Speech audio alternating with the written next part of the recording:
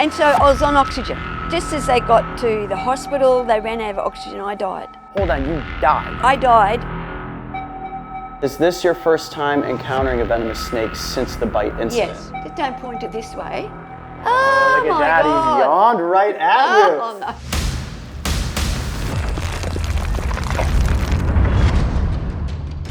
I'm on Australia's Sunshine Coast, and I'll be interviewing Leela, a woman who knows firsthand the dangers of interacting with a venomous snake. She's a bite victim survivor who nearly lost her life, and today she's going to be sharing her incredible story. Now, what Leela doesn't know is that we're also going to be getting her face-to-face with a deadly snake whose venom, believe it or not, ultimately saved her life. For you, this all began in 1974, the day it all happened when you were bitten by a venomous snake. Can you take us back to that morning when you were heading out to the barn, you had farm animals, and you were barefoot? Like a lot of people in Australia walk around barefoot, and you found yourself in the worst case scenario. Take us to that morning and tell us the story. Well, it happened in the afternoon, late afternoon, almost on dark. And I had a goat, and I was putting the goat under the house. I mean, what goat wouldn't want to live underneath a house? So, yeah, I was happily putting her under the house. I had a baby and a 2-year-old inside. And I felt this, like a pins and needles feeling, like pins and needles in my foot.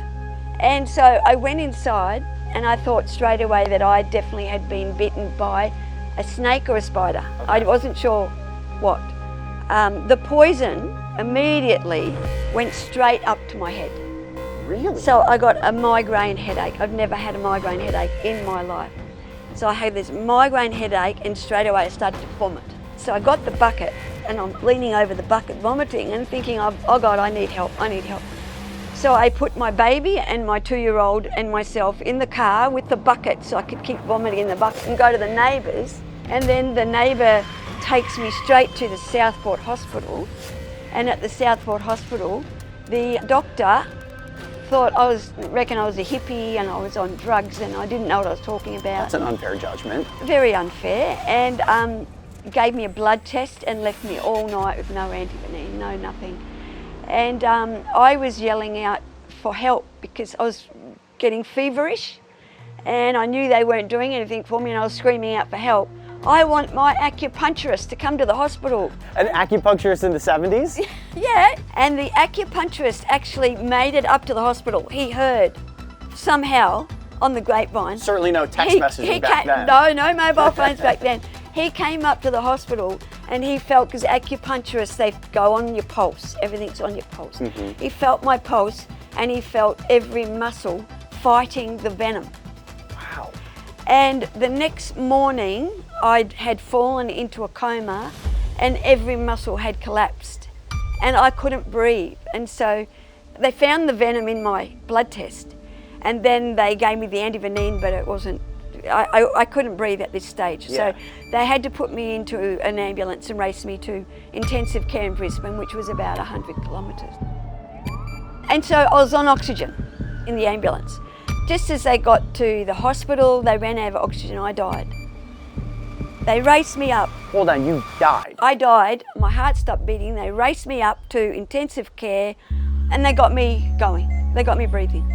How did they get you breathing? Did they have to put a tube down into They your had to put lungs? tubes all over me. Okay. And in my mouth. And they leave the tubes in your mouth for 5 days.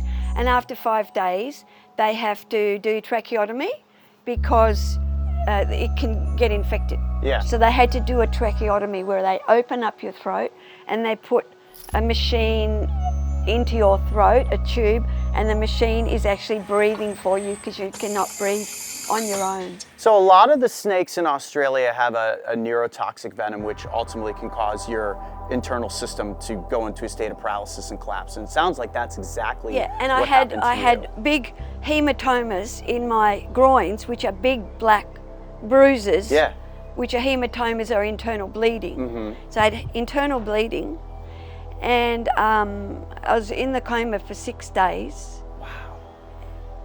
And then after that I regained my consciousness. So the moment that you came back, let's call this day 7 into your ordeal, do you remember waking up out of this coma? I do, and I remember thinking to myself, This is a dream. Really? I'm having a dream. This can't be real. This can't be real. So once you'd woken up out of the coma, like, were you just kind of like a cucumber there in your bed? Like, at that point, had your muscles had gained no control? I had no strength. I had no strength. They sat me up and I just fell back down again. I had no strength at all. It must have been so scary. It was a slow process of my muscles building back up. So you're in the coma, you come out of it, and I imagine your first question to the doctors would be, do we know what kind of snake bit me? Do you know at this point which species it was? I don't know if I knew at that point, but David Flay from Fauna and Flora Reserve in Burleigh Heads, who had it for many, many years on the Gold Coast, he was an expert on snakes and he diagnosed the snake as a rough-scaled snake. Ooh, yeah, no, rough-scaled snake. I mean, that aligns with the symptoms that you had from the venom. And here's the thing about a rough-scaled snake, very unassuming looking snake. Small head, small mouth, so I could see if you got a bite from that snake, fast striking and very, very small fangs, but very potent venom.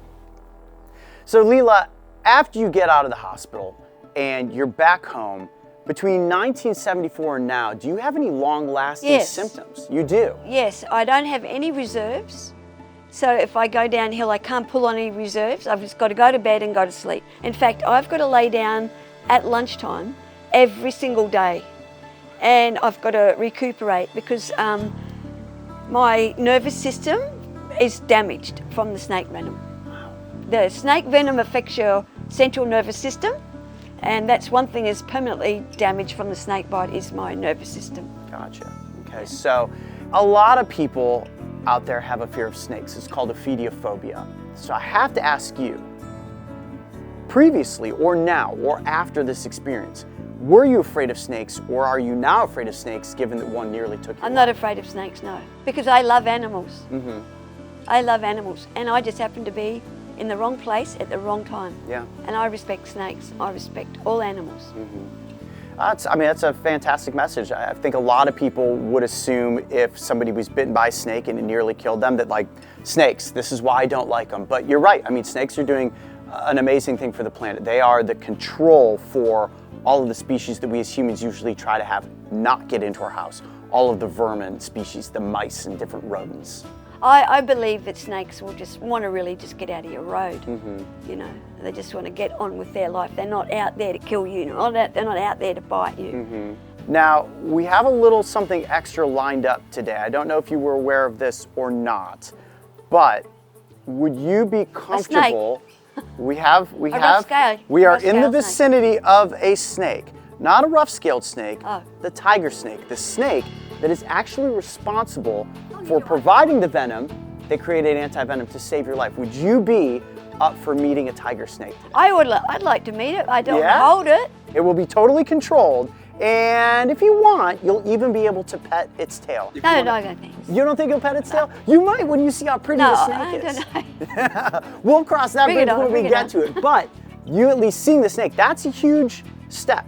And saying that you're not afraid of snakes, most people, had they been bitten by a snake, would have immediately said, whoa, hold on, you've got a snake here in the same vicinity as me. So I love that you immediately, I saw your eyes light up, you're like, no, I love snakes, I would love to see what this snake is. Thank you. That is going to be the next piece of this episode, getting Leela up close and personal with the very snake species whose venom ultimately saved her life.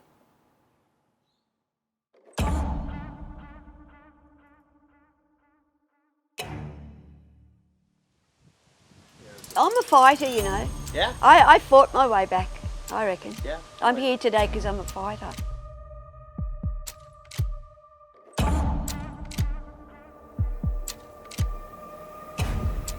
Okay, Leela, we've got you in the room of snakes. Now, I know you're not afraid of snakes. We've already accomplished that, but the tiger snake is going to be coming out here. Lockie's going to get it onto the floor. We're back with plenty of distance. We're going to get it inside of the tube, and you'll see how that completely controls the snake's head, so it keeps us and the animal completely safe. It's always a little nerve-wracking, though, anytime one of these venomous snakes comes out of its enclosure. See that? So now that the snake is in the tube, we'll work it up just a little bit further. Okay, cool. Snake is under control. And now we're going to move a little stool in for you to sit on. Right. Are you comfortable? Yep. Okay, cool. Lockie, we're good? Okay. Leela, feeling okay? Yeah. Okay, there it is, the tiger snake. You can see why it's called the tiger snake, that beautiful tiger pattern. Now, they come in a variety of different colors. This one specifically, I would say, is extra beautiful. It kind of looks like the white Siberian tiger version. Yeah, it's beautiful. Leela, is this your first time encountering a venomous snake since the bite incident? Yes. It is. Wow, that's a big step. Here we are 50 years later, and you're in the room with the very animal whose toxic venom ultimately became the thing that saved your life. Wow. How are you feeling right now? A little more nerve-wracking to be in a room of snakes than it is on the porch? Fine. Totally relaxed, okay. Yeah. Now, what are the odds, do you think, that you are able to just gently pet the snake's back? Do you think you could do that? The back. The back of it. What about the tail? You can touch the tail, yeah. You want to pet the tail? Okay. Yep. Pretty cool, huh? Yeah. Ooh, yeah, but nothing can hurt you.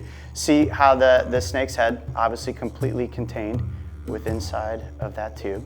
And this is a rather secretive snake species, so unless you're in the right place at the right time to see the snake, which as a team we are often looking to do, but for anybody out there wanting to avoid snakes, it's a good chance you'd be able to avoid this one. Oh, okay. Yeah, and when applicable, milking the venom from this species is what is saving people that are bitten. So it's pretty cool that this snake and the science that's being done to save lives comes from such a cool animal. Do you want to touch it on the back there? Beyond the tail, or we're working beyond the tail at this point? Pretty smooth, huh? Yeah. A lot of people think that snakes are slimy. They certainly are not. The scales are very dry, very sleek, and very powerful. You can see how it's just slowly inching itself forward in the tube, and I'm gonna let it come up just a little bit more like this, and I'm gonna let the head just peek out a tiny bit so the Mario can get that shot, but don't worry, you're still gonna be completely safe. There we go. Look at that, pretty cool to see. See that? Look at that. He's like, I want to just keep going. So Just don't point it this way. Oh my that, God. he yawned right at you. Oh, no. That was basically him saying, Oh hey, no, I'm hi. starting to feel a bit nervous Leela, now. Leela, Oh no. nice to I'm meet you. Nice to I'm meet starting to you. feel a little bit nervous A now. little bit nervous now? Yeah. Okay. Well, I think at this point, what I would love to do is show you the proper treatment for a snake bite. Yes, this is like a good idea. Probably a good idea to get it back into its enclosure Yeah, at this I think point. so, yeah. All right, I'm gonna hand the tiger. Everybody back up just a little bit there. Tiger's coming back over to Lockie. Let me know when you're comfortable. Good. Okay, got it. And there we have it. I patted it. You I did. patted You it. did. That's I even such patted a huge its back. step. I patted its You back. patted it. Yeah. You see, and up I there you believe were I like, did no, I'm that. not going to be able to pet it. But then you saw, you realized, oh, it's not that scary. Can I give you a hug? I'm so proud of you. That was amazing. The Cape York Peninsula is considered one of Australia's final frontiers. It's a wilderness paradise, and while we love filming its unique species, today we're actually looking for its most notorious plant. Known as the Gympie, it supposedly has the world's most painful plant sting. Today I'm meeting up with my good friend Ryan. He says he's got Gympies on his land, and he knows that because he's been stung by it before. My goal is going to be to not only find this plant, but clip a leaf and ultimately place it on my forearm to determine just how painful this sting really is.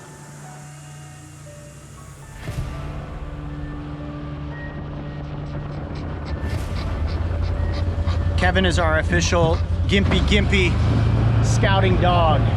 He's got a nose for danger, this one.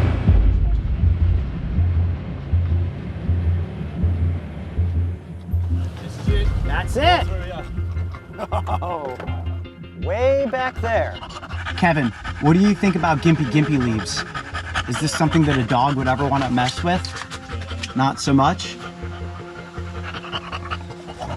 Now, Ryan, you've been stung by the Gympie before. Tell us a little bit about your experience. Oh, indeed. I just had it brush my fingers as I was swinging a machete, and pain stayed with me for about 3 months. Wow. Yeah. So I may be in for some serious pain today, given what the Gympie is going to do to me. Now, what I want to do is extract the right size leaf. You can see some of these leaves are massive. I mean, bigger than a human head. So I could see how if you had an accident out there clearing bush trails, or if you slipped and fell into one of these plants, it's gonna be endgame for you. But for me, I'm looking to get a leaf that's just the right size to fit on my forearm. It seems like I'll have no trouble picking the leaf of my choice. So I got a couple things I'm gonna use. I'm gonna be wearing sunglasses and wearing protective gloves. I also have with me a couple of plastic bags, and we'll be in good shape. Are you gonna follow in with me just a short ways, or are you gonna film from here? I'm gonna film from here. Okay. Probably smart, right? I'm wearing shorts as well. Yeah, okay, I'm actually gonna put bandana over my face too, just so that nothing breathes into my nose. The bandana, the glasses, the hat, the gloves, hopefully this will protect me. I don't want to get nettled before the right timing.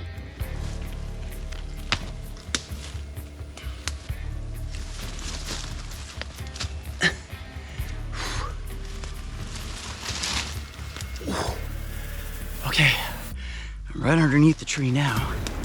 I got a great leaf right there.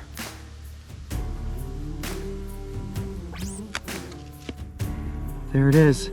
That's the Gympie leaf right there. All right, let's get out of the underbrush here. It's time to get this experiment underway. Woo.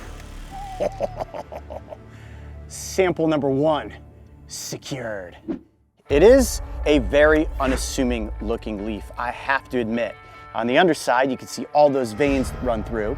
And what you can't see with the naked eye are these very small nettles, much smaller than the nettles of the giant stinging tree leaf. You got those jagged edges around the outer rim, and if you hold it up like this, it's almost heart-shaped. But there's no love that comes from this leaf, only pain. Now, I've read many stories about the Gympie in preparation for this episode. Honestly, this is the most fabled plant, I think, on the face of the planet. There are stories that date back all the way to the mid-1800s of early explorers running into this plant, the pain being so bad that they wanted to cut off their body part that was inflicted by those nettles. I even read a couple of cases where people's horses ran into the nettles and the horses ended up dying within a matter of hours. And what I want to do next is give you guys an up-close look at what are called the trichomes. That's what's actually harboring that neurotoxic venom. When you really break it down, those trichomes are little hypodermic needles, almost like snake fangs.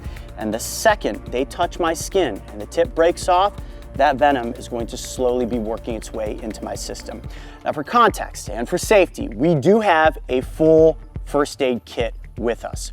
We also have an epinephrine pen. There have been multiple cases of people being nettled by this plant who have gone into cardiac arrest. So we want to be extra careful. I don't think it's going to be that bad for me, but you never know. Certainly in Australia, this is biological landmine number 101. And there is an indigenous people's remedy for how to remove those nettles if you find yourself in a worst case scenario. I'm going to show you how to do that, but first we actually have to get the nettles into my skin. Oh, I can feel myself really wanting to drag this one out. I'm told this is going to be one of the most painful experiences I've ever been through. Bullet ant, execution wasp, giant hornet, hand in a box full of angry yellow jackets. If this surpasses the yellow jackets, it's about to be the worst pain day I have ever gone through. And it's amazing that this is quite possibly going to come from a leaf.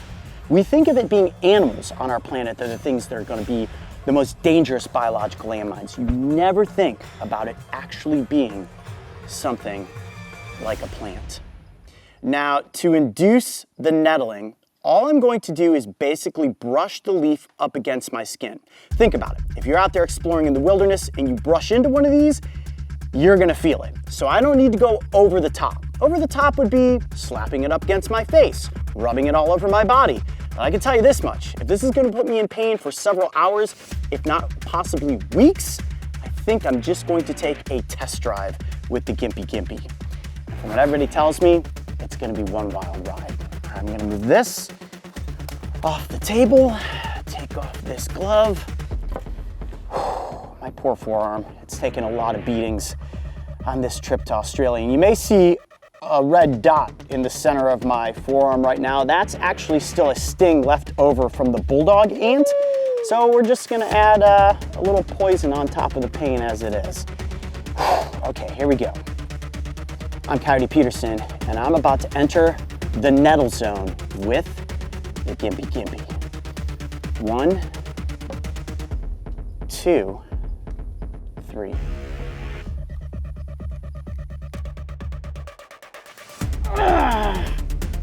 Okay, jeez, oh God, that's very bad, very quick. Oh my God, very bad, very quick. Ooh. Oh, wow, okay, so, oh yeah. Holy mackerel, so what I did, oh geez, yeah, wow, okay, it's very, very bad. I rolled the leaf like this, because at first I was like, oh, I'm really not feeling anything. It takes those trichomes just the slightest opportunity of digging into your skin. This is like taking the volume in your car stereo and cranking it to 100. It only goes to 10, right now it's on its way to 100. Holy cow. Yep, this is worse than the giant stinging tree, that's for sure. Now, I'm not gonna put this on par by any means with a hand in a box of yellow jackets. Not yet, we're not there yet, but I can definitely feel that it is building. Holy cow. All right, you can see where the redness is starting to set in there. I was trying to sit here. I really want to get up. I really want to get up and move around. The sweat's getting in my eyes now. I gotta get these gloves off. Okay, let me get some composure here. Holy cow, holy cow. So, on fire and being electrocuted at the same point is exactly what this feels like. I've only been electrocuted once. That's when I accidentally got my finger in between those two prongs in an electrical socket. And boy, does that send a jolt up your body. But if I'm gonna compare this to an insect sting, I would say that we are definitely on bullet ant level at this point, and it is continuing to build. Now, when you think about it building and getting worse, I'm about a minute and a half in. And if it's only gonna get worse in the next 20 to 30 minutes, I'm really a little bit nervous as to where that's gonna possibly go. And I might have overdone it. Maybe I should have just touched it to my arm and not rolled it. Oh man, this is a bad idea. Oh my, look at all the bumps forming on my arm. Can you see that with that camera? All through there, look at that. Bump, bump, bump, bump, bump, bump, bump. I'm just gonna go ahead and count this because those are the trichomes that penetrated the surface. I'm seeing 1, 2, 3, 4, 5, 6, 7, 8, 9, 10, 11, 12, 13, 14, 15, 16, 17, 18, 19, 20, 21, 22, 23, 24, 25, 26, 27, 28, 29, 30, 31, 32, probably close to 50. Hot seat right here, ladies and gentlemen. Jesus, it's really getting bad. Yeah. Oh my gosh. Holy cow. Can you see that on your camera, Mario? Yeah, if you keep it like that. Dude, that is ridiculous. Oh God, don't puke on us. Don't puke on us. Oh, my stomach's getting a little queasy. I can understand just from a few minutes in with the pain why some people have called this the suicide plant.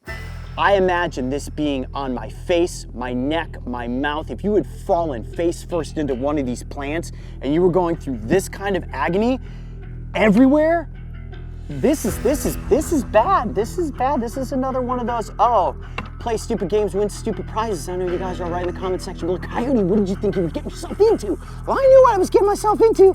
I had to determine exactly how bad it was going to be. Without question, this is way worse than the giant stinging tree leaf. Shiminies, wow. Holy heat zone, man. This is like serious searing fire right now. Holy cow, no, there's something's going on here. I can actually feel, it feels like it's crawling into my skin. So similar to a jellyfish, the nematophores on a jellyfish, and the way once they penetrate your upper epidermis layer and start to get in there, they're working their way in. And those trichomes are slowly releasing small bursts of neurotoxic venom. So every time they set off, almost like a landmine, I'm feeling that jolt of burning electricity going up and down my forearm. Got that shot yet? That's a good angle right there. Yeah, I bet it is. Hold steady. Start pouring down rain. It's gonna rain? Yeah. We're trying to get this scene all roped in before the storm comes in.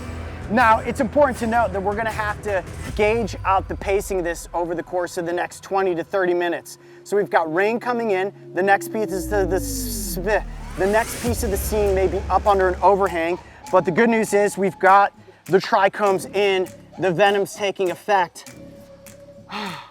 and I'm gonna try to use the local remedy for removing some of those nettles, but I'm gonna let it set in so I can feel the full effect of the venom before we do that. All right, I'm getting up, I gotta move, holy crap. Ah! Woo!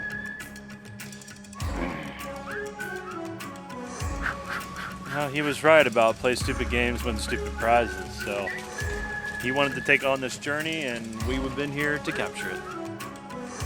Oh. Ah, torrential downpour! Nothing like filming a nettled episode in the middle of an oncoming storm. Oh, my remedy, my remedy. Oh, the water definitely makes it worse. Jeez. Man, that is nasty looking. My whole left side is like, oh, so uncomfortable. All the way up my arm, into my shoulder, and into my chest and my lymph nodes.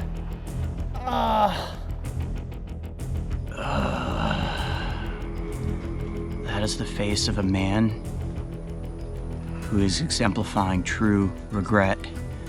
My arm is on fire right now, and it's not just my arm, it's my lymph nodes underneath my armpit and in my groin. It's so uncomfortable.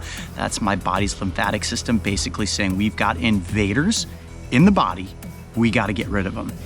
Now there is a remedy that indigenous people, the Aboriginal people, will use to help remove the nettles from any stinging plant in Australia. I'm going to try this remedy. I'm looking for anything right now that could possibly provide me relief. I am 30 minutes in. Mentally, I am zapped. My lymph nodes are screaming in pain. My arm is on fire. It might as well have gotten burnt in a furnace. So let's try to do this. If you are out in the wild and you find that you have run into a gympie or you've run into a giant stinging tree, all you need is a small container. You could use a water bottle, you could use anything, and a little bit of dirt. You want some dirt that's gonna be thick and that's ultimately going to turn into a thick mud that you can cake onto the skin. You want it to be the consistency of a very hearty milkshake. Now, as that dirt begins to dry, as the mud dries, it is going to suck moisture and grip on to the nettles. And then you should be able to peel or rub that off and hopefully take the majority of the nettles with you. So if you're out there in the wild finding anything with a flat, straight edge, I found the shell earlier. This will work perfectly to scrape the mud at an angle. You don't want to dig in, you want to go at an angle against the mud, the skin, and hopefully that will help to push out some of the nettles. So here we go. Look at that. Just bulldozing it away. Oh, it's still very, very sensitive.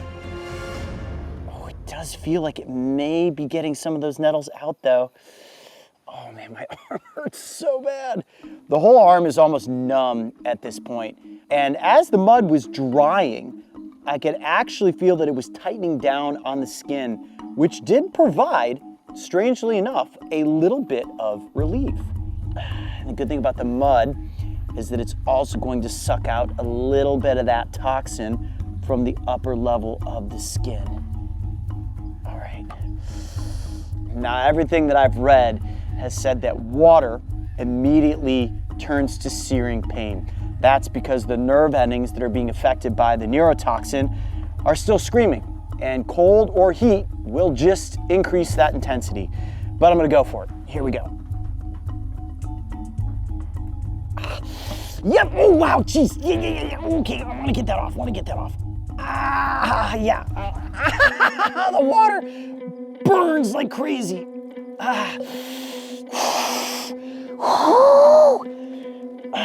Okay, there are definitely probably still trichomes in there if it's hurting that bad. Okay, get off of there, water. Woo, man. Immediate water contact equals searing pain. But now that I've squeegeed off some of that water, I am feeling a bit of relief. Now, as a secondary effort, if you find yourself out in the wild and this is your immediate solution, getting to a store to use something like wax strips is going to be your best remedy in a nettling, whether that is from the giant stinging leaf or from Gympie. We know because I use wax strips with the giant stinging leaf, and I do have some wax strips with me that I will eventually try if the pain here doesn't begin to subside. Oh, jeez. Oh, that's so painful. It is insane how many of those were still in my skin. And I can tell the difference between hairs and trichomes because my hair is dark colored and the trichomes are clear. And under a macro lens, they look like little tiny snake fangs that inject a lot of neurotoxic venom. It has now been 24 hours since I took on the sting of the Gympie. It's fair to say, last night I had the second worst sleep experience in my life. Next to sticking my hand into a box of Angry Yellow Jackets, the Gympie put me in some serious pain. Today, I'm doing all right. I used another wax strip this morning, still feeling electrical shock impulses running up and down my forearm, and I would say that I can officially rank the Gympie as being the #1 most painful plant sting in the world. Is there a plant sting that's ever gonna outdo it? I guess we'll have to wait and find out. It has been nearly 4 months since my wild ride with Australia's notorious suicide plant. And when it comes to long-term effects, all of the warnings are legit. My forearm experiences random, unprovoked flare-ups of itchiness, and if I put anything refrigerator level cold to my skin in the nettled area, it feels like I'm being shocked with icy lightning bolts. Fun times. But this is why I do what I do, so that we can all see how powerful nature is and why you want to do your best to respect it from a safe distance. We all know that when Coyote Peterson shows up with his little red container and a pair of forceps, a sting is likely close to follow. Today I'm in Australia, and right in front of me there is a very unassuming pile of dirt. It is the mound of the bulldog ant. And we're gonna try 2 things today. A single sting so that I can rank this insect on the insect sting pain index. I've never been stung by it before, and it's only fair to test a single sting before we bring on the big game. The big game is me putting myself into the position of a gardener who's disturbed a mound of these fiery ants. I'm going to catch many of them, quite possibly hundreds of them, inside of the same box that we debuted in the Angry Yellow Jacket box episode. Now my hand's gonna go in the box, and we're gonna find out just how bad the magnitude of stings from this insect really can be. Now to do a single sting, all we need is a single ant. And to catch one shouldn't be too difficult. Watch this. All I gotta do is put this little cup down like this. There we go. It was that easy, getting one to jump inside of the container. Now this is what I would call a medium-sized ant. Not nearly as big as a bullet ant, but the rumor is its sting is quite possibly as bad. Today, we're gonna find out just how bad it really is. Now, the bulldog ant, commonly known as the bull ant, or as many people call it, the jumping jack ant, is famous because of their ability to jump.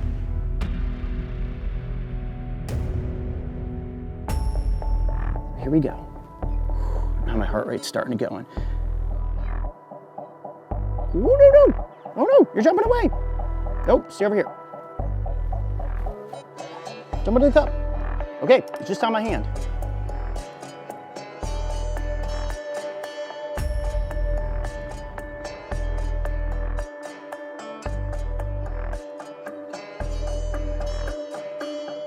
I'm Coyote Peterson, and I'm about to enter the sting zone with the bulldog ant. Oh yeah. All right, you got the shot there? You did? Oh yeah. Ow. Oh, he's still jumping around. Come here, buddy. Oh, gotta get you back into the container. All right, come here. Don't sting my hand too. There you go. Woo! Okay. Yep. Starts off strangely as just a little bit of a tingle. Not really that painful, but it is beginning to increase. At this point, nowhere close to a bullet ant. I would probably say it's about a 2, and we're only 15 seconds in. Let me see if this is gonna get worse. Okay. If this is as bad as it's gonna get at this point, I'm calling it a 2.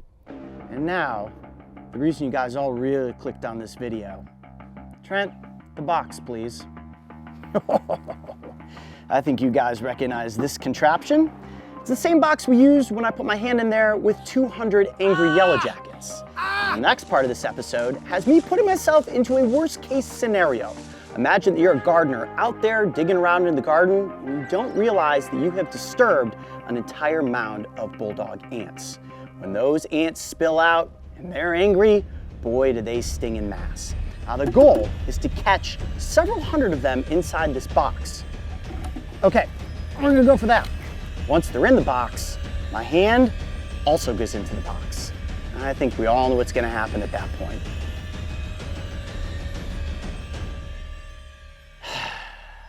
Okay, here we go. Putting my hand into a box of bulldog ants. A single sting ranked as a 2. My arm is red, it's beginning to itch just a little bit. I can't even imagine what a magnitude of stings is going to feel like. The next step is to get my hand inside of the cloth. I'm gonna use these 2 rubber bands to secure the cloth so that the ants don't just get out and run all over the place. But I have a feeling that once my hand goes in there, they're going to attack, they're gonna latch on, they're gonna bite with those mandibles, and then they're going to sting. The stinger will likely get stuck in my arm. Now they're not gonna lose their stinger, but they'll keep it there and pump venom load after venom load. Okay, here we go. I'm gonna take off these bracelets. I'm gonna take off my wristband.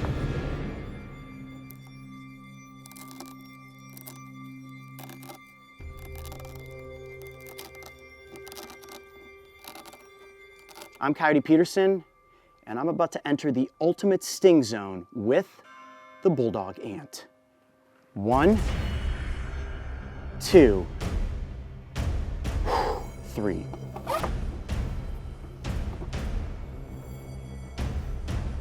Ants are on me, investigating.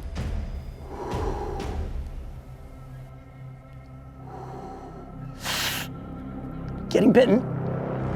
Getting bitten.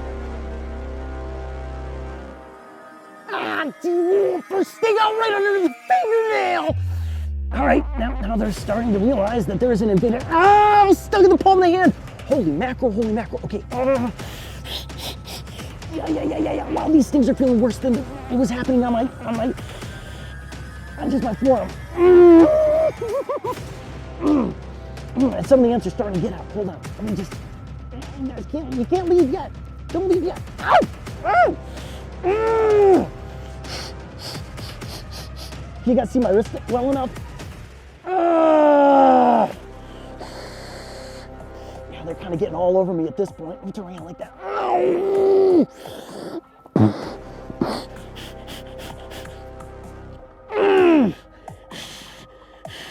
Okay, now I got several ants on me in several places. The ones on my wrist are the ones that hurt the most, but strangely enough, not all of the ants are attacking. You can see that the container is starting to fog up, and that's because my hand is beginning to sweat big time. I'm in a lot of pain at this point. And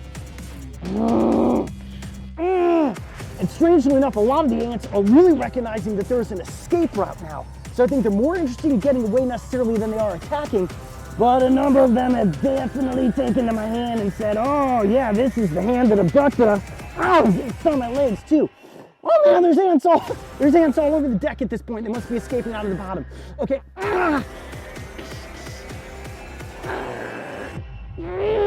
Okay, what I think I'm gonna try to do is take this off. Ow! I'm gonna take this off at this point. No, wait, that's maybe a bad idea. I don't know what to do. I don't know how to get my hand on there. Okay, I'm gonna pull it out slowly, but the ants are gonna come off. Okay, I think I gotta give in. I don't know what to do. I'm panicking. I'm just gonna pull my hand back through here as gently as I can so I don't hurt any of the ants. They're just gonna kind of slide off. I didn't really think about that.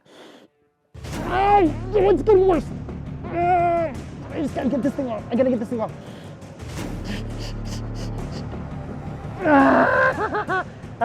I'm gonna try to crinkle this up so more ants don't escape. I still have several of them on my hand. Oh God, this is really bad. Try to get a couple shots of them on my hand. I gotta get them off.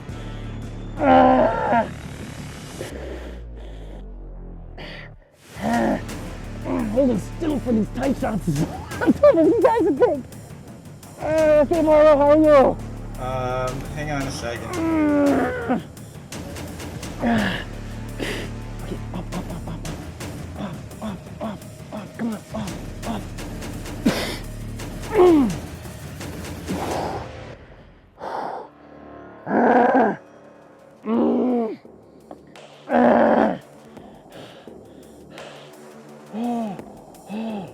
Holy mackerel, okay. 2 times a lot. If I rank this as a 2 with a single sting, man, my hand is absolutely throbbing right now. Oh, it's building.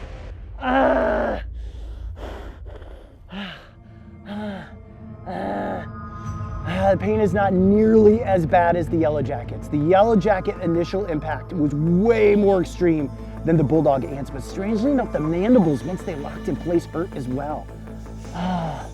Okay.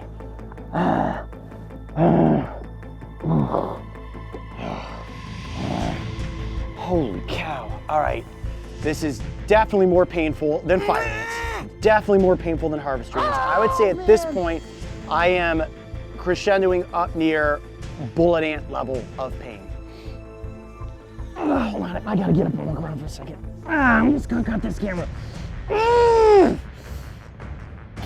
I'm trying to hold my composure to not have as much dramatics, but it is really, really, really bad. And about 1.5 to 2 minutes in, it starts to build more so. And like my hand is oh wait, I think it's turning purple because I have these rubber bands on me still. Ow. The ones on the back of my wrist right there, honestly the worst. Very sensitive skin there, all here on my fingers. And in about 1.5 to 2 minutes, the welts are gonna start to form.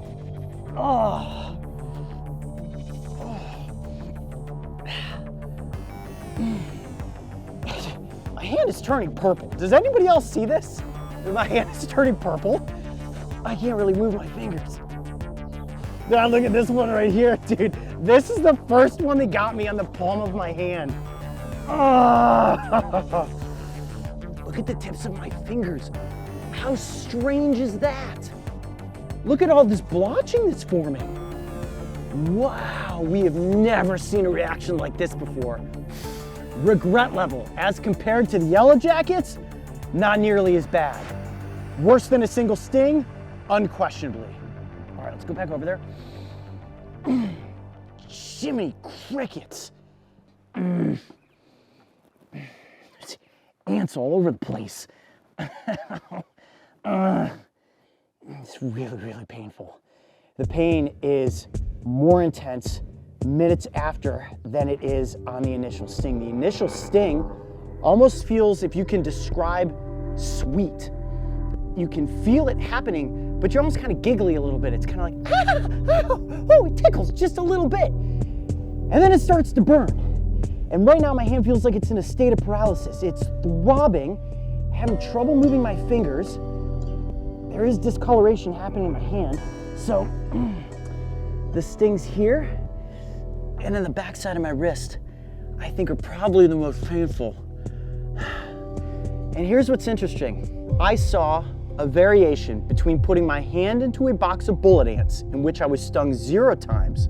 I put my hand into a box of Yellow Jackets and was stung over 100 times. But these ants, some attacked and some were more interested in escaping. My hand actually feels really cold now. Oh man.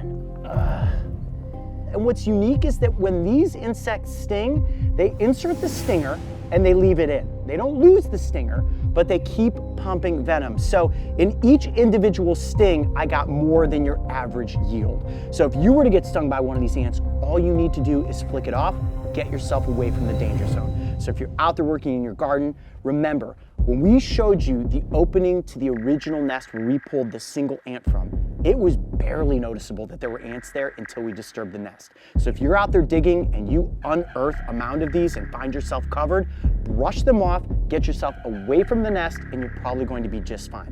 Now the sting from this ant is not likely to cause any serious medical reaction. It's gonna hurt, it's gonna swell up. Unless your body is going into some sort of allergic reaction, your throat is swelling up, you're feeling super dizzy, you're vomiting, or you're recognizing that your body is having an adverse reaction beyond just pain, get yourself to a medical establishment as quickly as possible. Don't drive yourself, have somebody else take you, but the chances are you're going to be absolutely just fine. It is a painful sting, but I would say if you were stung this many times by bullet ants, it would be far worse than taking on the onslaught of the bulldog ant. So there you have it, another Sting Box episode. I need an ice cream cone. Australia, the Northern Territory.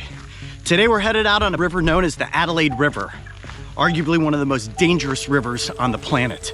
The reason for that, it's inhabited by a prehistoric looking creature known as the saltwater crocodile. And our goal today is to see whether or not we can find a giant salty by the name of Domino. And to answer the question, whether or not a human could swim from one side of the Adelaide River to the other without being eaten, oh, I have a feeling the answer to that is no. We're gonna find out anyways. Saltwater crocodiles are without question the most dangerous non-venomous predator in Australia. And on a yearly basis, several people who get too close to the water's edge are attacked and brutally killed. In the Adelaide River specifically, hundreds of these voracious dragons hunt the murky water, which means falling in would almost certainly be a death sentence in my last episode ever. Sorry guys, no Croc River Cannonball challenges on this episode. But don't worry, by the end of today's adventure, we are going to convince this kid, Jack, a fan of Brave Wilderness, to enter the cage of death with me. Doesn't he look excited? Okay, back to the first part of our mission. Today's little river voyage is being led by Dylan and Sean. As Croc tour experts, they know where the reptiles tend to hang out. And our goal is to display how fast, agile, and powerful these animals can be. Here's the thing, the water is incredibly murky. You can't see any more than an inch beneath the surface. There can be crocodiles all underneath this, but at the moment we're just not seeing them. Oh, got one coming straight towards us. Yeah, we'll get him up on the mud right here. A small female, this crocodile has wasted no time showing off how fast she can move in thick, gloppy mud. And because I can read your mind, I know what you're wondering. What would happen if a human fell or jumped into this gunk? The answer? They would immediately sink waist deep and become a very easy meal. Like Dr. Grant said in Jurassic Park, you are alive when they begin to eat you. So you know, try to show a little respect.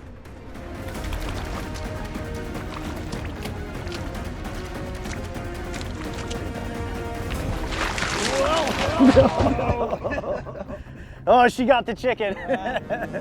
She's like, yep, I'm taking the chicken. I'd say that's probably the tactic moving forward. That was excellent. Those were some awesome shots. Okay, our first big saltwater crocodile of the day. I don't think it's the Dominator, but it is a very impressive reptile. Due to the daily Croc tour boats that travel this section of the river, these reptiles know that the sound of a boat means an easy snack. Nice try, girl. Seems counterintuitive when it comes to Croc safety, but it's a valuable education for anyone that takes one of these tours, because witnessing the speed and power of a salty in person helps the reality of danger to set in. In Australia, it's called being croc-wise, and trust me, once you see a crocodile in action, you truly garner a new level of respect. I got your chicken.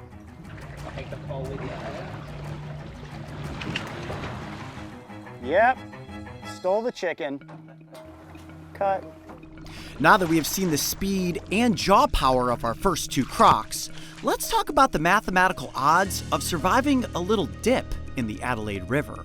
So Dylan, how far is the distance across this river? So it'd be about 200 meters long, I would say, yeah. Okay, for us that do feet, that's roughly about 700 feet from one side to the other. So somebody like Michael Phelps, do you imagine that he could swim across this river and not be eaten by a crocodile? Chances are incredibly slim, I would say, but they're not zero, okay?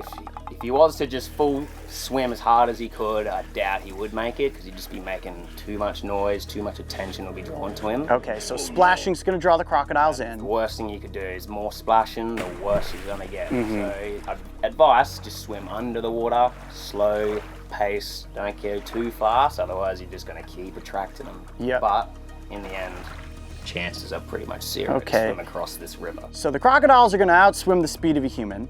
And for every crocodile that we see at the surface, how many do you imagine are beneath the surface? In the area, there's usually would be about 5 others just hiding around the area under the water, up in the banks, mangroves, stuff like that. What have we learned so far? Well, if you were paying attention, we know that if a human were to fall into this river, it's not likely they are going to outswim a crocodile, even if that human is the fastest swimming human on the planet. We also learned that it's not so much the crocodiles you see that are going to get and rip you to pieces, it's the half dozen or so that you don't see. Kinda like Sneaky, one of the biggest crocs on record, who is famous for showing up out of nowhere.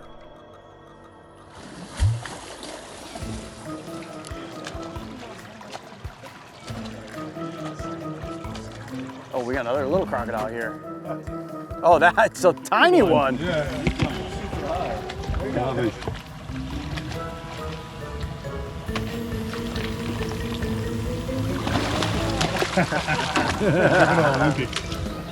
Tiny crocodiles can fly.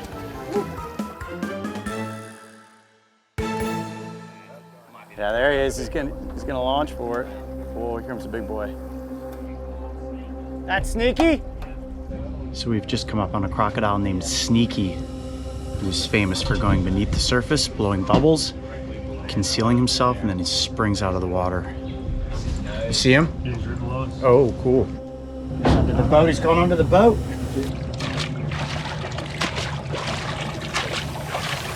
Here he comes. Whoa, there he is. Whoa, my God, he's huge. Holy mackerel, that is a big crocodile. Wow. That's the biggest saltwater crocodile I've ever seen. What a beast. The unofficial estimate on Sneaky's length is around 18 feet, and he likely weighs over 1,500 pounds. And if you're curious, a crocodile of this magnitude has a bite force that would measure nearly 3,500 pounds per square inch. That, my friends, could pop a human head like a ripe grape. A behemoth like Sneaky is a prime example of what makes this river one of the most dangerous locations in Australia. End up in his jaws, and it's game over. Okay, there's a big difference between that crocodile and the other crocodiles we've seen today. I like how he moves real slow. If he's just kind of teasing, and then it's amazing how quick it can move when it needs to. You also can't see down his throat. What we call a palatal valve. So they can grab you underwater. They can't swallow you underwater. So if they were to grab you from the surface and go under, what do you try to do? Shove your hand down its throat or poke it in its nostrils? Pretty much nothing you can do. It's not like a shark. You can't really poke its eye out. Punching into the nose, I mean, you're not going to do much to that, are you? Yeah, that's pretty solid, huh? Go in with a knife, that'd be your best case, because you could try and get it on the neck. Try, but yeah, just don't fall in with them. Not really much you could do. When we came up on him originally, just his little eyes and nose were up out of the water. It was impossible to tell how big this animal was until it came up to the surface like this. Wow. It is so big. This is definitely the largest saltwater crocodile I've ever seen in the wild. No question about it. It is a dinosaur. It is a living dinosaur. Do you think I could throw the drone up? You guys have enough? Yeah, sure. Yeah.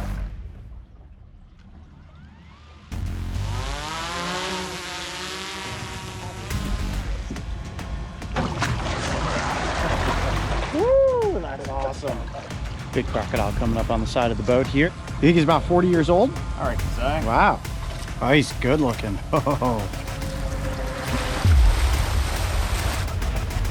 Oh, I almost went right into the boat. That was a good jump. Oh yeah, he's honed in on it. Do better than that, big boy. Whoa. That was a jump right there.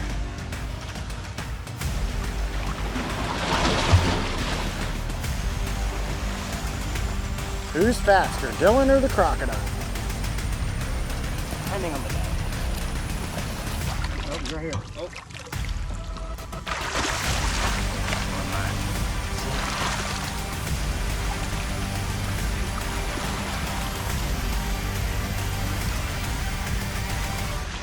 Oh, that was sweet. Beautiful. He was up there. So I think it goes without saying we have answered the question. The odds of a human being able to swim across the Adelaide River, pretty much zero. And the ultimate warning there is that you would never want to enter any environment where saltwater crocodiles are present. But there is one place in Australia where you can safely get into the water with them.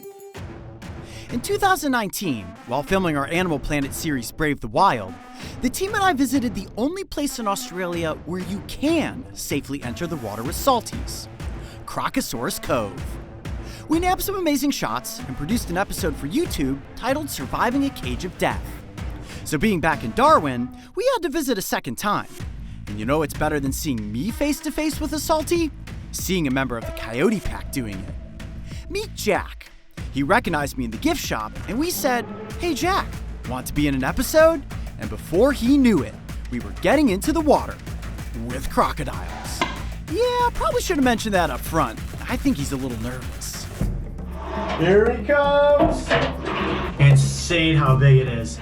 Nose to nose with a saltwater crocodile. Look at the size of his teeth. Impressive, huh? It's like a Tyrannosaurus Rex. How's it feel? Nerve-wracking. Yeah? Yeah. Our entire upper bodies could fit into the mouth of this animal. Oh man, he's looking right at you. That is so cool. Nice. Oh boy. Oh, jeez. This is the coolest part of the experience. You're gonna start seeing him chomp. Come on, big guy. Look at those teeth. That was sweet. Pretty impressive, huh? Yeah.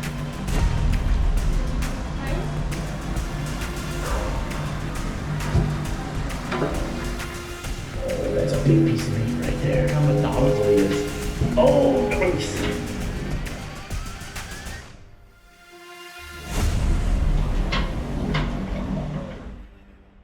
This sort of enrichment for the animals is really, really important. It's keeping them active, it's rewarding them for coming over, and really giving people the chance to see these animals up close and in person like this. When they're in hunting mode, that entire back would be submerged beneath the surface, and you just see those eyes and the little tip of that nostril. Oh, it's a crab.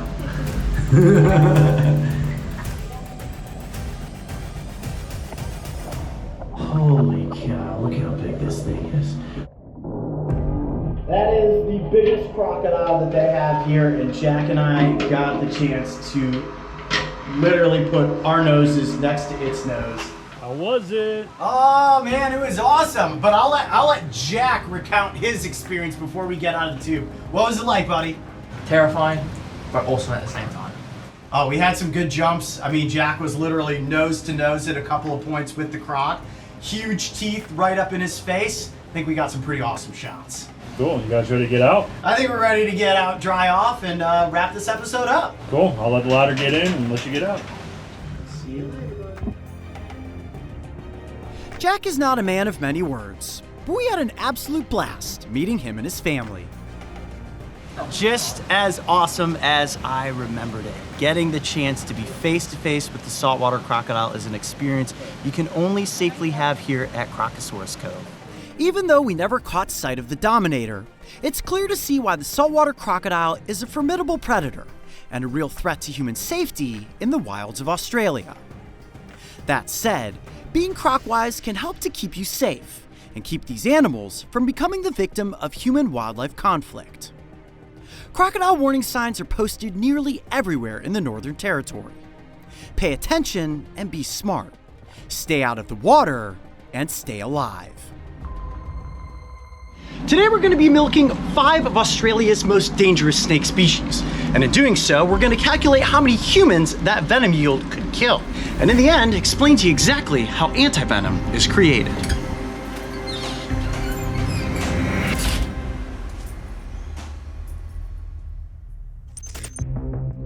I will be working alongside Billy Collette.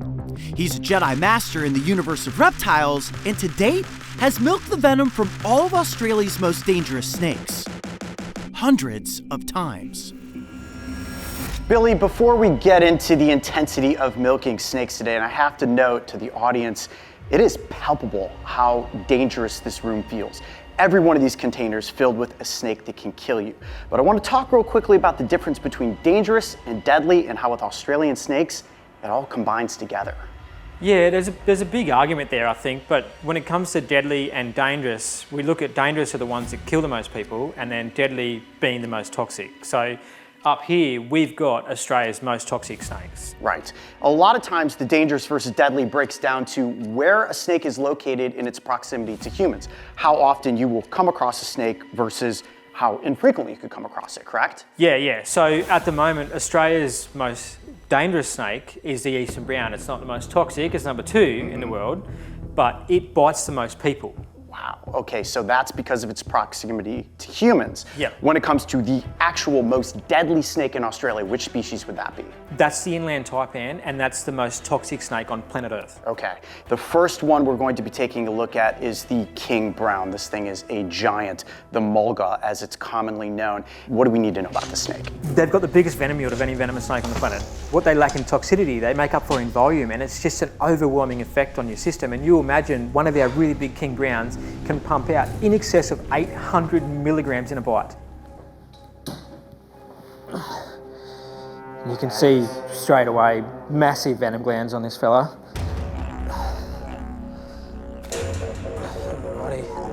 That is such a big snake. Okay. Yep.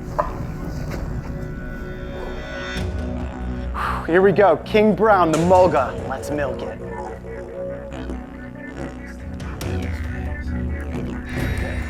Wow. Dang, that's a lot of venom. So it's still going. His glands are still, they're probably still 80% full. So he's able to control, in a sense, the amount of venom that he's choosing to give. And look at that. It's just locked in place. He will not let go of that. There we have it, the king brown, officially milked. That's 1 out of 5, and that is an intimidating snake right there.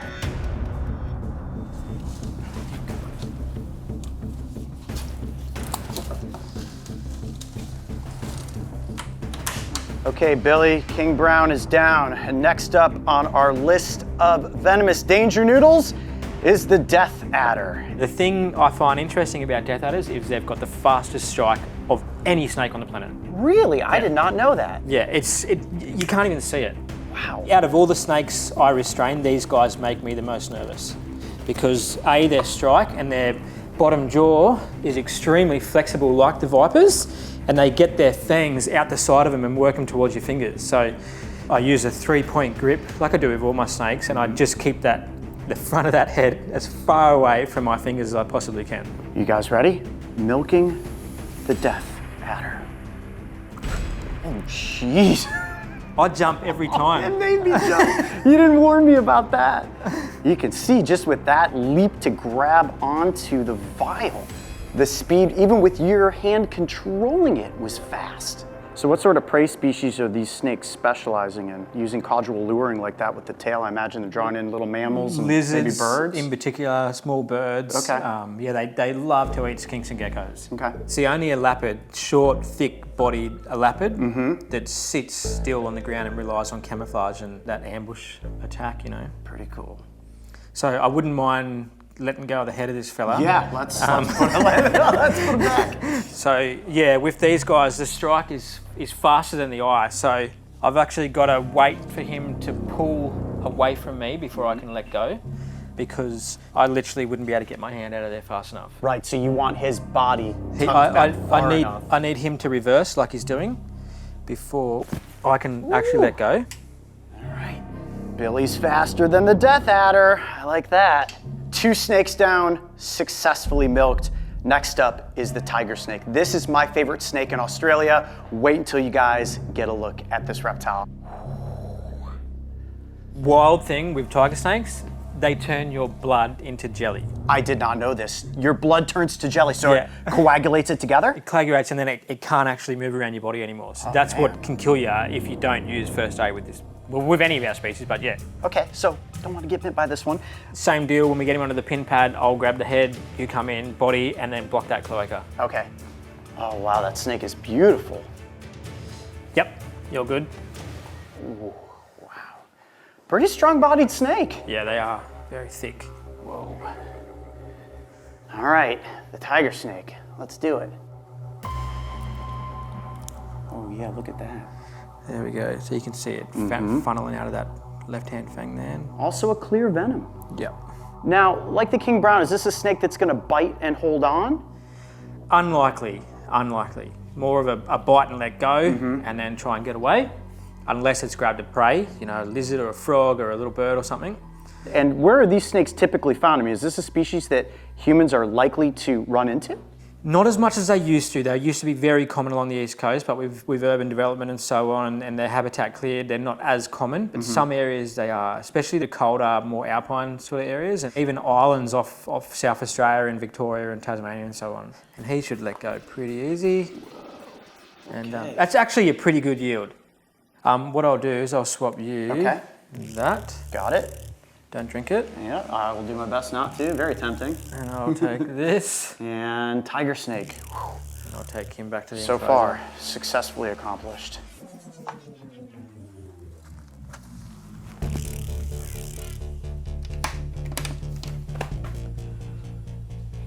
Okay, that is 3 venom vials successfully accomplished.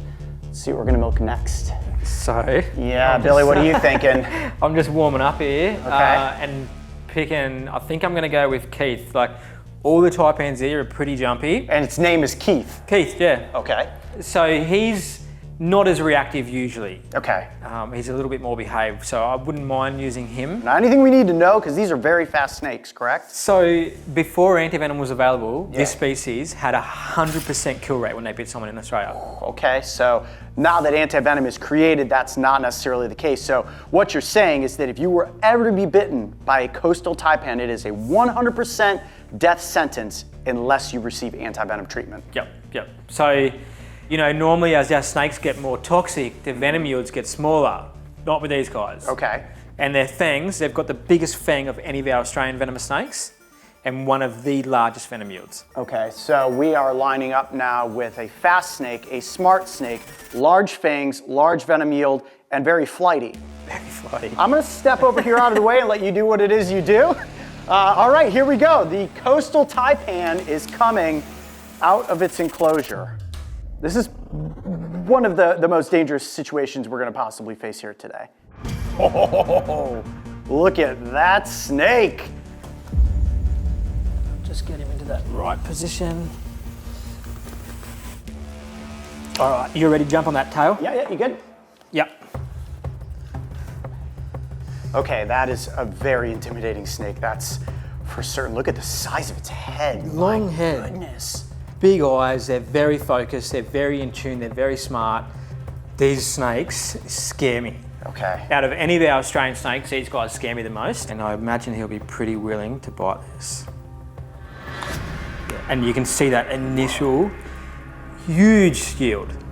That is massive. And look at the fangs.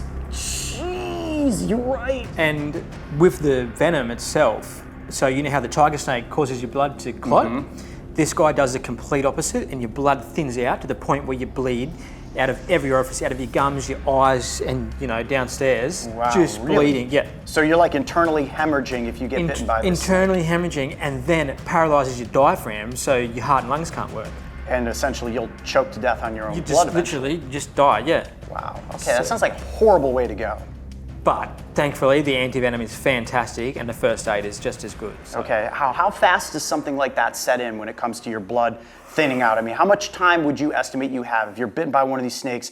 If you were to get bitten by one and do first aid straight away, it'd be hours usually before you had any symptoms, because that's how effective those bandages are. But without a bandage, I reckon, based off studies that I know, you're looking at about half an hour, you'd be vomiting blood, you'd be passing out, you'd be in a very bad way. So a bite from this snake, and within 30 minutes, you were going downhill quickly. Yep. breaking out in sweats and just in a very bad place. Yeah, not a snake you ever want to tangle with. Okay, I imagine you probably want to get this guy back. Whoa, look at the inside of the mouth. Yep. He's looking at it. He's And like, I there's mean business. hundreds of teeth in there across that bottom jaw and the top jaw for securing rodents, you know, and that's what they feed on. And those massive fangs. So I'll grab that tail. Grab that.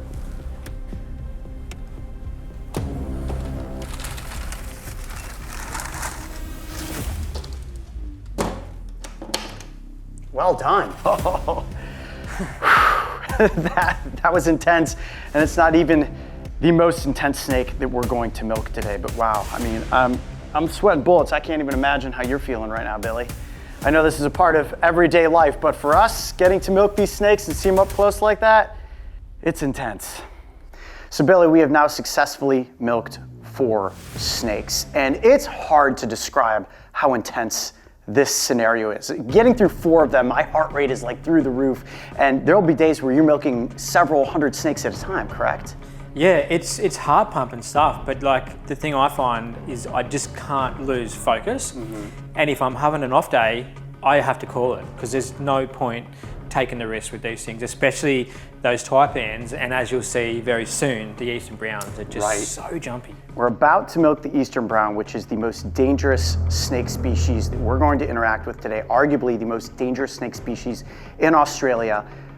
If the worst case scenario were to happen, if you were to be bitten, what is the protocol that you would go through to save your life? We have a drill and we can go through that drill if you want. You can be our victim. Yeah, I'll play the not bitten by, but the what if bitten by victim. Yep. Yeah, let's do it. Let's test out a snake drill. Where do we start? Right here with a snake bite bandage.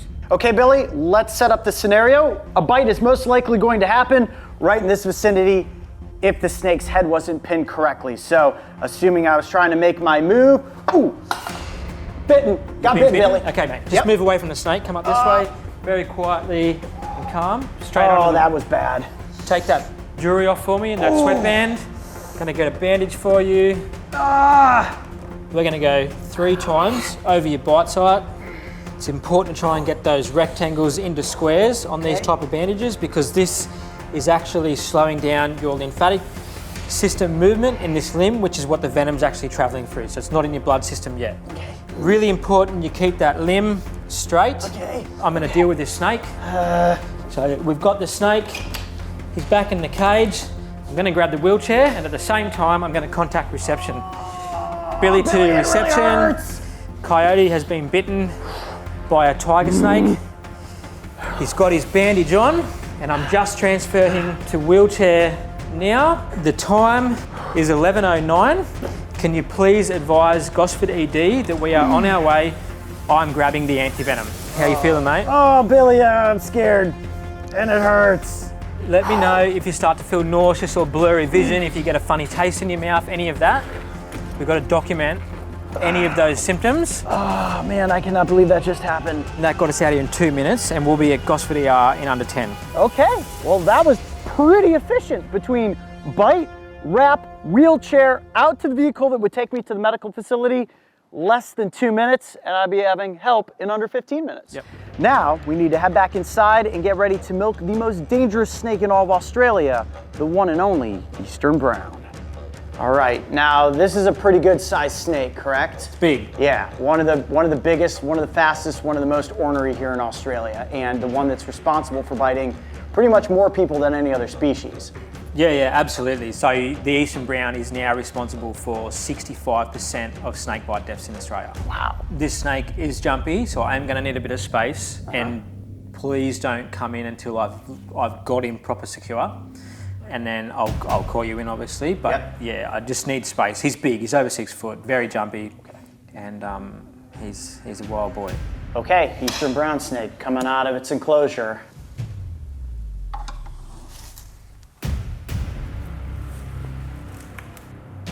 Ooh, that is a big snake.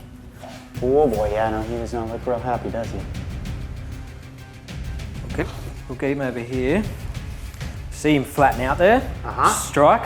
Whoa, oh, yeah, he's really quick. These guys are renowned for just going crazy. Not calculated though, like a taipan, they're just consistent with it. And it's what they use to bluff predators away. And obviously he would look at me as a predator, which is why he's acting like that. Also, it's interesting the way he curls his body into, ooh, that was close. See what I mean? That Yes. sort of stuff. Straight up at your face.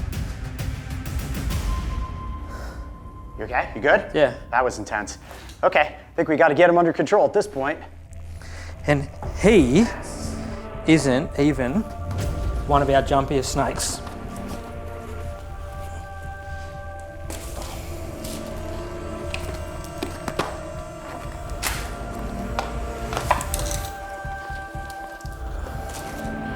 All right. Okay, you good? All good. Okay. This is without question the strongest snake that we have held on to today. Unbelievably strong. Okay, you good? Yeah, man. All right. Get him on here. All right, so you can see tiny yields. Yeah. But unbelievably toxic. And how's how they act? Like spastic. They just go nuts. And for the handler, you got to be confident in yourself, like reaction speed, not to let go, what you're doing, your next movement. And like I said, he's not even the craziest. He's one of the quietest Eastern Browns we've got. I mean, that was probably the most intense, fastest move I've ever seen a human make, which I'm sure we caught on camera. I mean, he was all the way up by your face when he swung his body up. That was insanity. He came mouth open at my face, like these things do not muck around. Okay, all right guys, we're gonna get the snake back in. That was a very, very, very intense moment. You got him? Yep. Okay. Woo!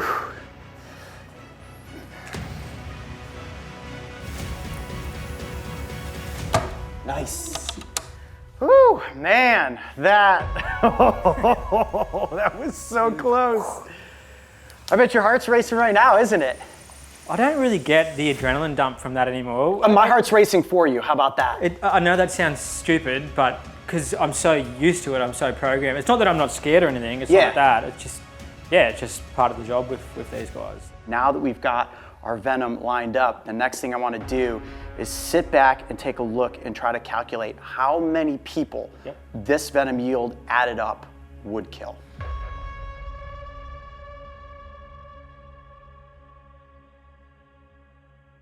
Billy, I would say that this lineup of shots here before us is arguably the most deadly 5-shot lineup in history. 100%, mate. So what we want to do now is go through each one of these venom yields, and I'm going to write down your estimate of how many people this would kill. So this part of the episode is us figuring out just how deadly this concoction really is. Okay. So we're going to start with the King Brown. How many people would you guess that venom is capable of killing? This yield right here. I would confidently say that would kill about 40 grown men. Moving to our second vial here, that is the Death Adder. What is your guess, Billy? How many dead people? 50. Our third vial belongs to my favorite Australian snake, the tiger snake. I'd comfortably say 65 with that. 65 tombstones. Our fourth vial is the ever so frisky coastal taipan. Good size yield. This is a very dangerous glass in front of us, and I'd say in excess of 150, probably more closer to 200 people. Wow. All right, I'm rounding up. We're going 200 corpses coming off of that shot glass.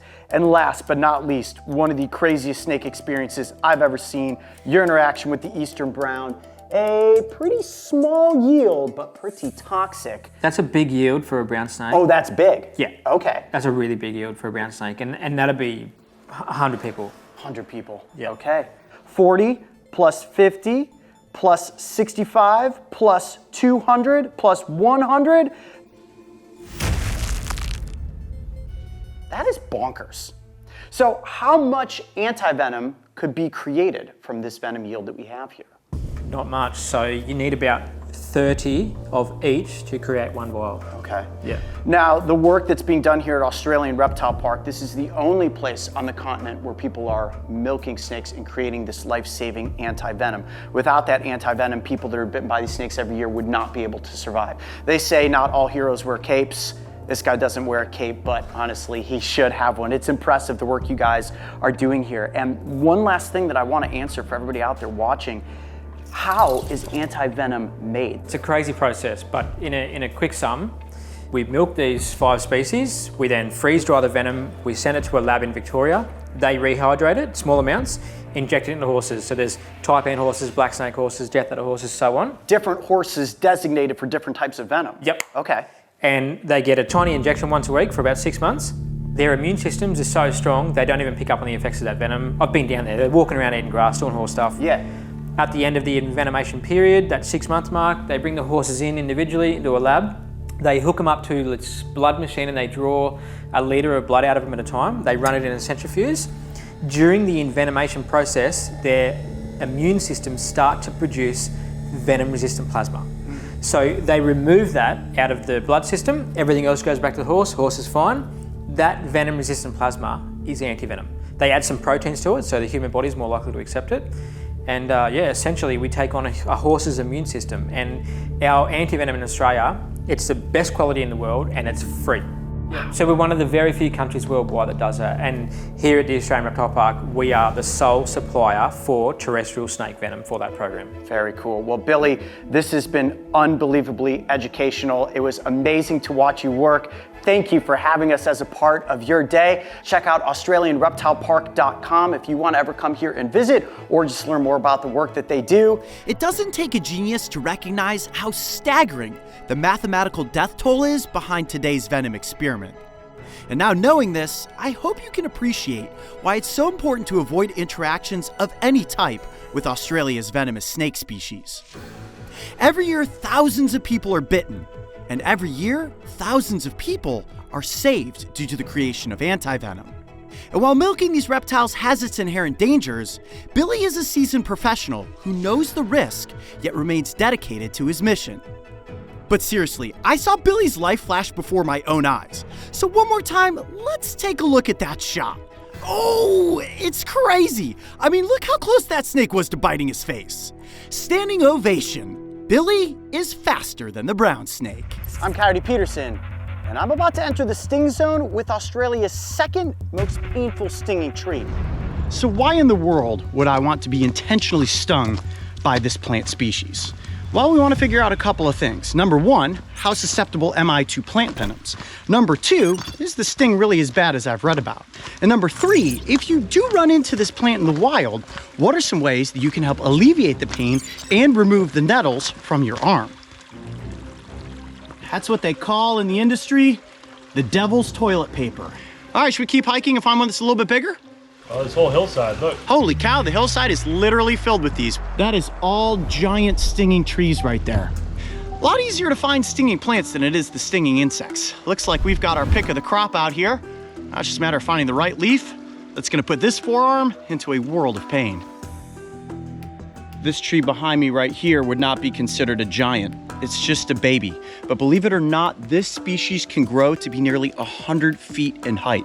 Now, as they get bigger, the spines on their main stem, their trunk, so to speak, begin to evolve away, and all of the irritating nettles are just on the stalks and the leaves themselves. As you can see, these leaves have holes in them from caterpillars. You think that this defense would have evolved to take care of things like insects that are going to eat the leaves, but really this toxin only affects mammals. Okay, so this is the leaf I'm gonna go for right here. And plant, thank you for letting us use one of your leaves. I'm gonna be very gentle about this, almost like a game of operation, to work my arm in here so that I don't accidentally bump any of the other leaves. I'm gonna cut this right at the base. Okay, there we go.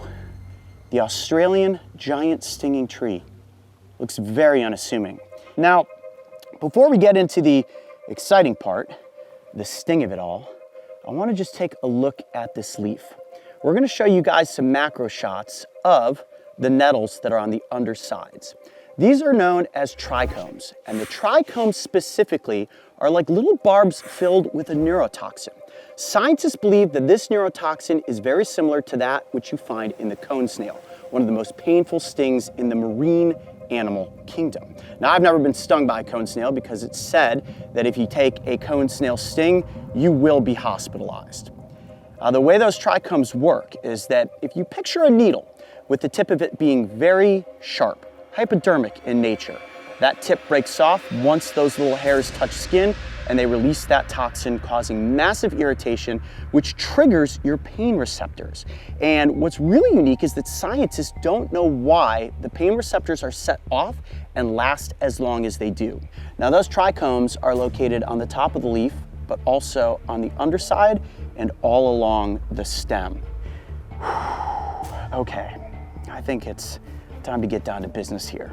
What's crazy about this is I'm not going to be able to remove these nettles. They, in a sense, are microscopic, especially once they get into your skin. And like shards of fiberglass, they're going to work their way down and in. The pain will begin to come on within a matter of seconds and will get worse and worse as the minutes go by.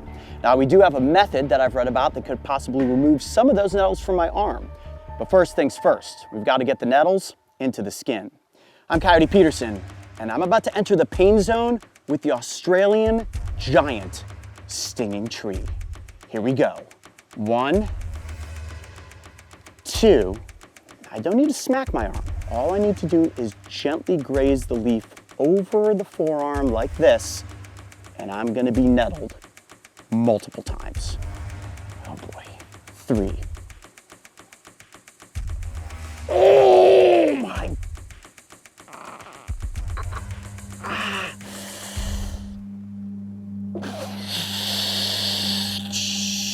Jeez. Holy immediate searing pain. Oh my gosh. That is instantaneous. Okay, it's not a slow lead on. It is the second the leaf touches your skin. It feels like if you were to put pop rocks in your mouth and they start exploding, and then they just start hurting right away. Holy cow, that is getting worse as the seconds go by. Okay, so you can start to see all those little welts forming. The arm is beginning to turn red. This is sort of like the jellyfish of the plant kingdom. And those tiny nettles are almost like the nematophores that come off of the jellyfish's tentacles. Oh, I want to like rub it or do something to it, but I know if I do that, it's only going to work the nettles in deeper. Now, it's important to note that this is the second most painful stinging plant in Australia. The #1 top tier, the one that they call the suicide plant, is called the Gympie. Now, we once ranked the bullet ant as the #1 sting in the insect kingdom. From there, it climbed up to the giant hornet and the execution wasp. So supposedly, this sting from this plant is like the comparison of the Japanese giant hornet. Honestly, at this point, I'd say the pain is starting to get into that realm of sticking my hand into a box full of yellow jackets. Now, I've been very public in saying that the hand in the angry yellow jacket box is the most painful experience I've ever gone through. So far, this has not eclipsed that, but if the pain continues to increase, as it is now, I'm in for a very painful next 24 hours.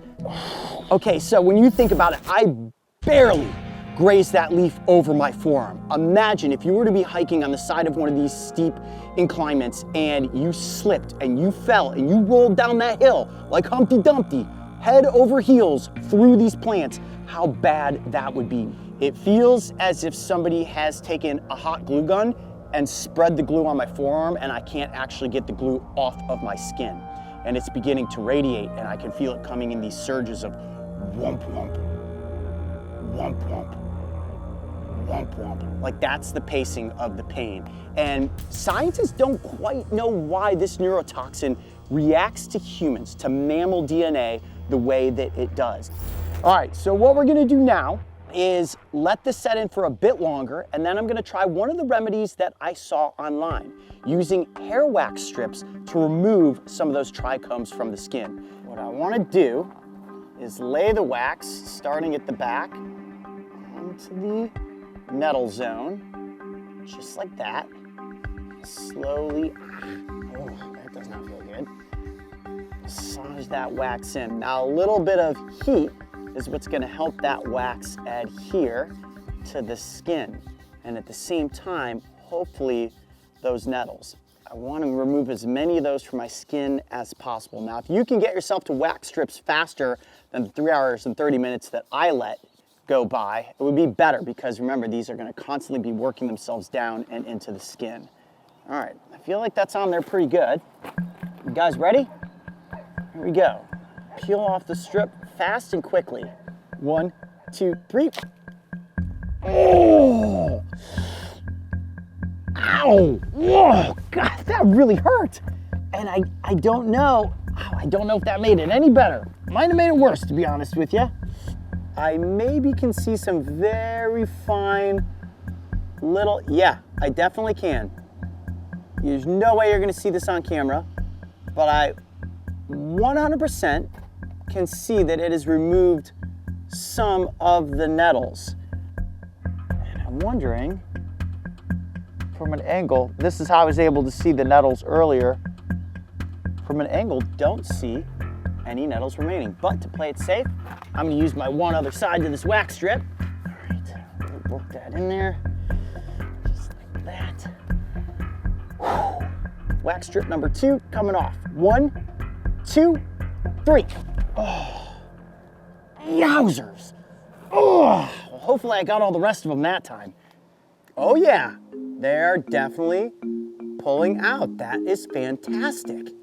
They just look like these little white fibers. And essentially, that's exactly what nettles are. All right, well, if you happen to find yourself in this worst case scenario where you stumble upon a giant stinging tree and you get those nettles in your arm, that is proof right there that wax strips will help remove those that have not worked themselves down beneath the surface of the skin. It's been a rainy morning, but we've got a call. Lockie, where are we headed? We're headed out to the back of the Sunshine Coast hinterland to a house where we've just got a call.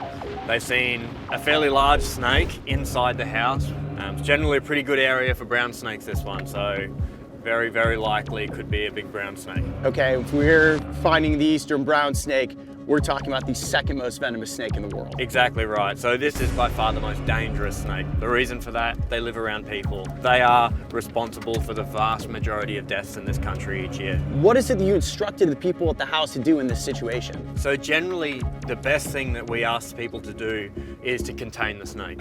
If they close the doors, they put a towel underneath the door so the snake can't get from one room to the next. We have an idea of where the snake's gonna be. We know it's still there, and then we can stay there until we find it. This is it. All right, so what's the typical protocol? Grab the gear, get in there, find out where they saw it last. Okay. And let's go for it. Here we go. Before it moves. Okay.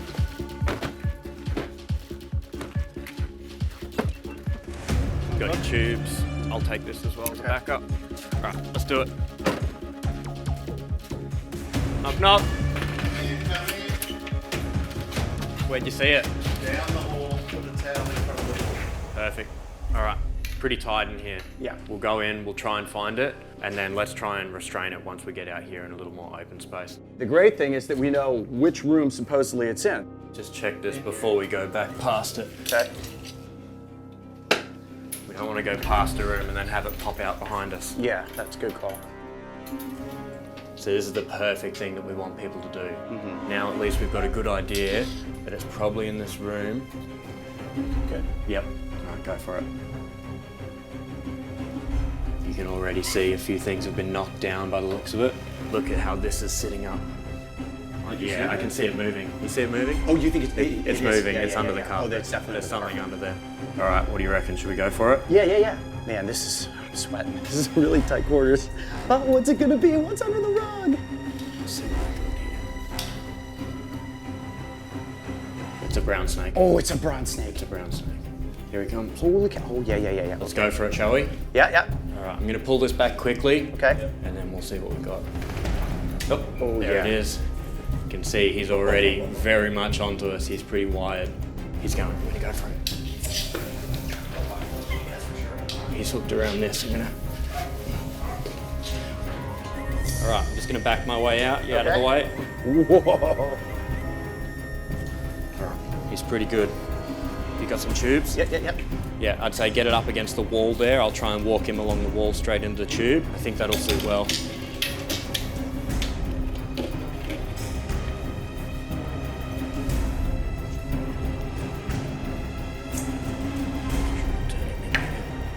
He goes right into that corner. Other way. All right, Coyote, grab. Yep, well done. You got him? Yep, I got him. Beautiful. Okay. All right. Oh. Great job. Woo! Tight spaces and brown Nicely done. Holy mackerel. Okay, let's move to this back porch here. Got a little bit better lighting, and we'll take a better look at this eastern brown. What a catch! Anytime you hold on to a snake that is this venomous, you just have to stop and remind yourself that you're essentially holding on to a loaded gun. Ladies and gentlemen, that is the eastern brown, the second most venomous snake species in the world. Now this is a true brown snake, and they do get bigger than this. And you can see the beautiful brown coloration on that snake's head right there. It is very in tune with this situation. It recognizes the cameras, recognizes me, recognizes the fact that it's inside of a tube. The reason for the tube is it keeps me safe, keeps the snake safe, and of course, keeps the entire camera team safe. This is the best way for us to interact with the snake and take a close look at some of its cool features. You can see flicking its tongue out there, it's just sensing the environment. We're in a residential area. You may be saying to yourselves, Coyote, don't animals usually try to avoid human habitation? Not the case with this snake. In fact, the brown snake population has increased since humans have moved into environments like this. And the reason for that is that more humans mean more potential prey species. This snake specializes in eating rodents. Where you have humans, you're gonna have food scraps. Food scraps means more vermin. So this snake looks at a house like this, that's low to the ground, has stone floors, and it does not see a house. It just sees a maze of potential prey opportunities. Another reason people often encounter this snake is that it's a diurnal species. Look at those big eyes. These snakes have incredible eyesight. And if the snake's moving around during the day hunting, at the same time humans are moving around doing their day-to-day activities, you understand why encounters are much more frequent. And these things are fast, one of the fastest snake species here in Australia, and the strike speed is uncanny. You take one bite from the snake and you're dealing with a neurotoxic venom that is almost certain to kill you if you do not receive antivenom. Just because the snake can be considered deadly, it's more so considered dangerous, right? Because of the antivenom production that is being done here in Australia, very few people die from snake bites, specifically snake bites from this species. But it's dangerous because of its close proximity to human habitation. The more times you have humans around an area where there's going to be snakes, the more chances you will have of bites occurring, whether it's on the feet, on the hands, or any part of your body. If you are unfortunate enough to run into this snake and you receive a bite, trust me, it's going to be a really bad day. Now, in an instance where you were to come into your bathroom and see a snake and you say to yourself, oh, no way, buddy, this is my bathroom, I'm gonna have to eliminate you. You try to kill a snake like this, it's only going to increase your chances of being bitten. So the right thing to do is always call a local authority, somebody like Lockie, who can come in and safely remove the snake and put it back out into the wild. Oh, buddy, it's a good thing that we came across you first, because we're going to actually save you and move you to a much more remote location where hopefully there'll be plenty of food sources and you will not find yourself in any sort of danger. But there you have it, the work that Australian Wildlife Encounters is doing on a daily and weekly basis put to the test. Quick, efficient, and the snake and the humans are walking away completely safe. Last step is to get it into a bag so we can transport it to a more wild location. I'm Coyote Peterson. Be brave. Stay wild. We'll see you on the next adventure. All right, Lockie, you want to come in with the bag? Get him in here. Woo! I'm gonna bring this down low. Get him in slowly. Yep. And then let him feed in. Keep this bag high. There we Woo! Snake in the bag. go. All right, let's get this tied up. Yep. Let's move him around. That is like the ultimate snake that we could have possibly come across. All right, we're gonna get this snake into a wild location, and this little danger noodle's ready to go. Snakes belong outside, not inside the house. But if you find yourself in this terrifying situation, make sure to contact Australian Wildlife Encounters so they can safely relocate your resident serpent.